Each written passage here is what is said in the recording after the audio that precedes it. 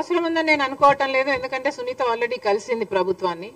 గత ప్రభుత్వంలో న్యాయం జరగలేదు, అప్పుడు ఎన్డీఏ అధికారంలో ఉంది. ఇప్పుడు మళ్ళీ అక్కడ ఎన్డీఏ అధికారంలో ఉన్నా ఇక్కడ ప్రభుత్వం మారింది కాబట్టి న్యాయం జరుగుతుందేమో అన్నది సునీత ఆశ. తప్పులేదు కదా కలిస్తే.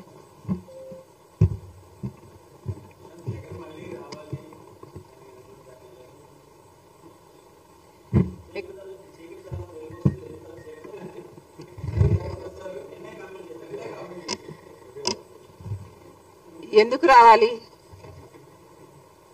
మళ్ళీ 10 లక్షల కోట్లు అప్పు చేయడానికి రావాలా? ఎందుకు రావాలి?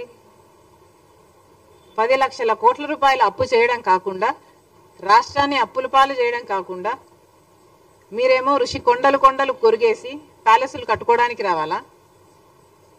కనీసం రాజశేఖర్ రెడ్డి గారి జలయజ్ఞంలోని ప్రాజెక్టులు పూర్తి చేయకపోతే, కనీసం ఉన్న ప్రాజెక్టులలో మీరు మరమ్మతులు మెయింటెనెన్స్లు కూడా చేయకపోతే గేట్లు కూడా తేలుతున్నాయండి. మళ్ళీ ఆ దుస్థితి చూడ్డానికి రావాలా? ఎందుకు రావాలి?